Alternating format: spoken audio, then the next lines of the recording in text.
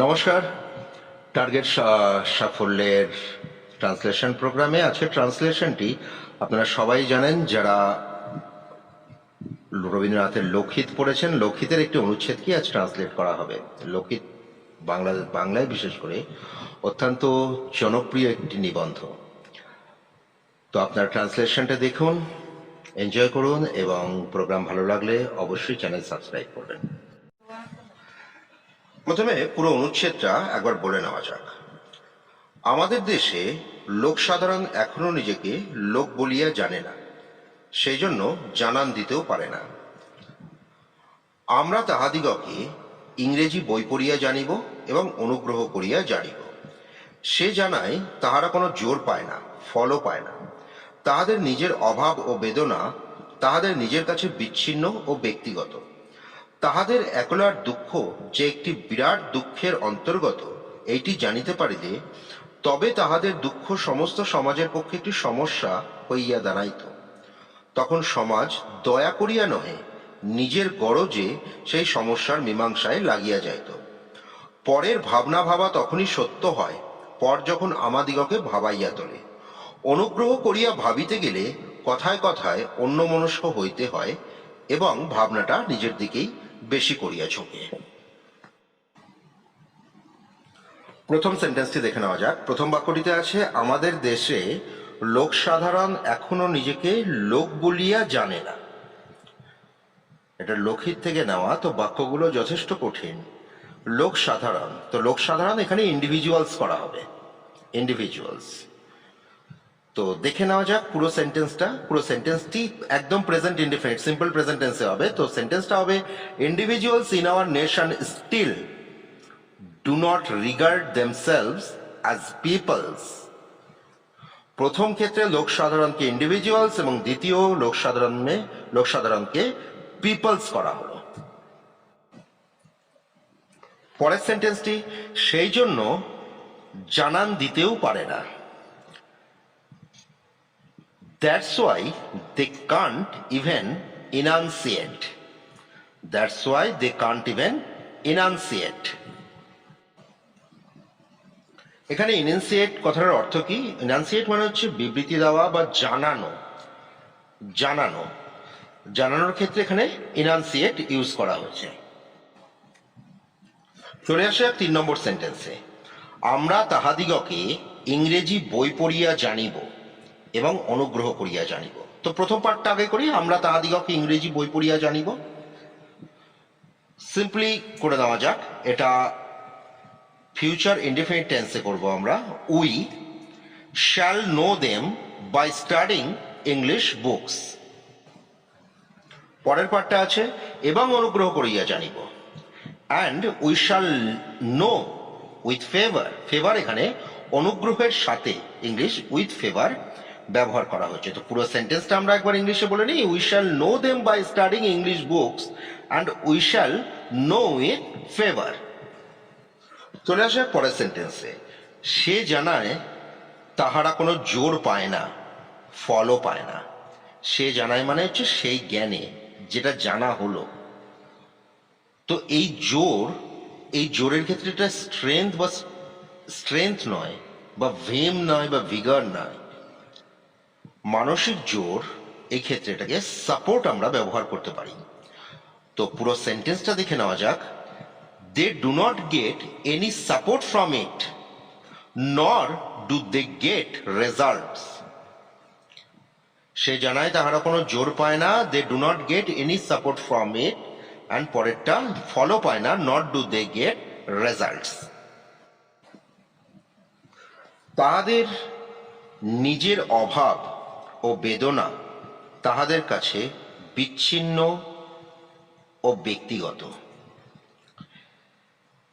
এখানে একটি কথা, যে তাদের যে নিজের অভাব আছে, যা আছে সেটা সেই জিনিস থেকে, মানে সেই জিনিস সম্বন্ধে তাদের যে ধারণা আছে, সেই ধারণা থেকেই তারা বিচ্ছিন্ন হয়ে গেছে।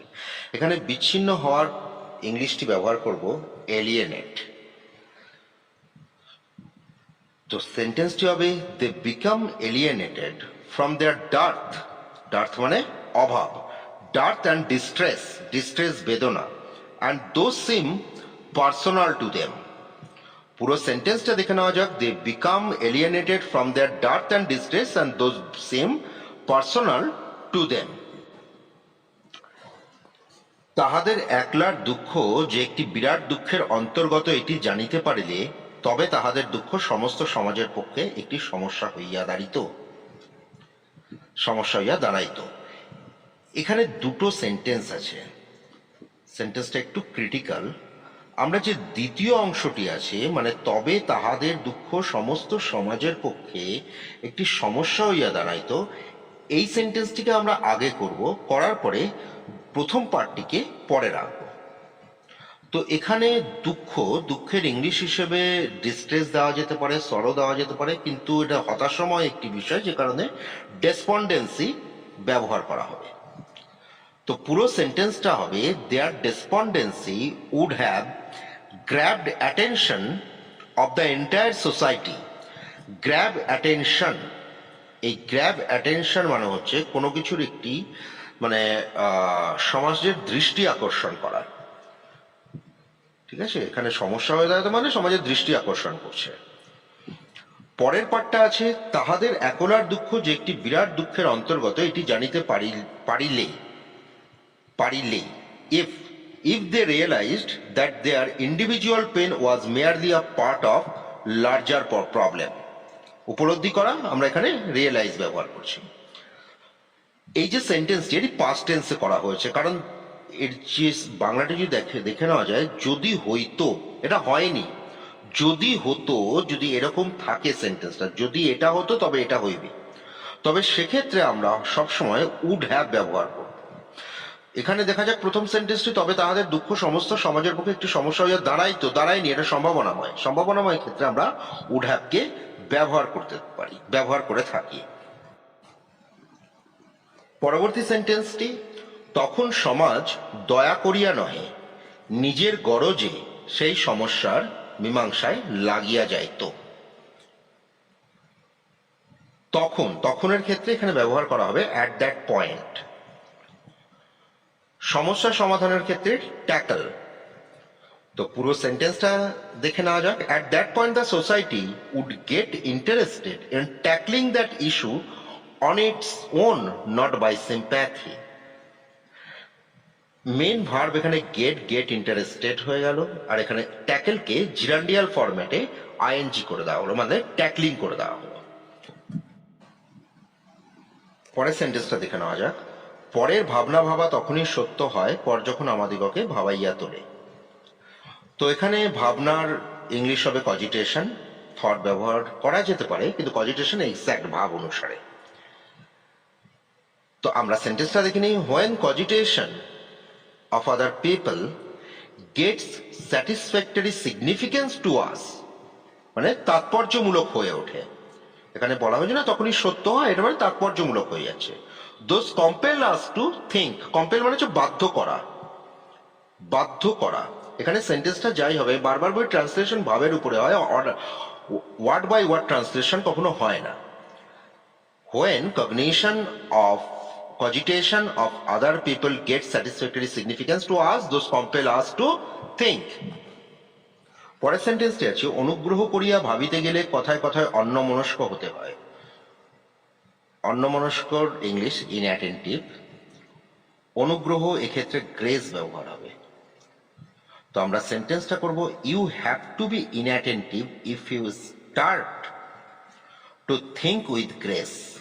Start to think with grace। you have to be inattentive, मतलब হতে হয়। have to যদি ইউজ করা হয় সেন্টেন্সের ক্ষেত্রে, যেমন আমাকে যেতে হয় I have to go, আমাকে যেতে হবে I shall have to go। তো সেভাবেই অনুগ্রহ করে ভাবিতে গেলে কথায় কথায় অন্যমনস্ক হতে হয়। তো অন্যমনস্ক হতে হয়, এখানে you have to be attentive সেন্টেন্সটিকে ব্যবহার করা হয়েছে। এবং ভাবনাটা নিজের দিকেই বেশি করিয়া ঝোঁকার ইংলিশ ইনক্লিনড। তো দেখে নেওয়া যাক সেন্টেন্সটা। And the thought tends to be inclined more towards oneself, মানে যে ভাবনাটা সেটা নিজের দিকেই ভাববে। এখানে দেখা যায় টু বি ইনক্লিনড, ইনক্লিন মানে হচ্ছে ঝোঁকা, কিন্তু এখানে যে ফরম্যাটটা এটা কিছুটা প্যাসিভ ফরম্যাটে করে দেওয়া হয়েছে। টু বি ইনক্লিনড, কেউ তো নিজে থেকে ঝুঁকছে না, কারোর দ্বারা ঝুঁকানো হচ্ছে থটটা। তো টু বি ইনক্লিনড যে কারণে ব্যবহার করা হচ্ছে, two be inclined more towards oneself. তো আমরা পুরো ট্রান্সলেশনটা একবার দেখে নিই। Individuals in our nation still do not regard themselves as peoples. That's why they can't even enunciate. We shall know them by studying English books, and we shall know with favor. They do not get any support from it, nor do they get results. They become alienated from their dearth and distress, and those seem personal to them. Their despondency would have grabbed attention of the entire society. At that point, the society would get interested in tackling that issue on its own, not by sympathy. When cogitation of other people gets satisfactory significance to us, those compel us to think. You have to be inattentive if you start to think with grace. And the thought tends to be inclined more towards oneself if they realized that their individual pain was merely a part of larger problem. তাহলে আজকের মতো translation প্রোগ্রামটা এখানেই শেষ হলো। আপনাদের যারা note করতে ইচ্ছুক তারা অবশ্যই আশা করি নোট করে নিয়েছেন, আর যারা পিডিএফ পেতে ইচ্ছুক তারা দেখবেন ডেসক্রিপশন বক্সে আমার ব্লগের লিঙ্কটি আছে, ব্লগে আপনারা টোটাল পিডিএফ পেয়ে যাবেন। অনুষ্ঠানটি দেখার জন্য ধন্যবাদ। যদি আপনাদের কোনো সাজেশন বা অ্যাডভাইস থাকে তাহলে কমেন্ট বক্সে অবশ্যই দেবেন, আর অনুষ্ঠানটা ভালো লাগে চ্যানেল সাবস্ক্রাইব করতে ভুলবেন না। ধন্যবাদ।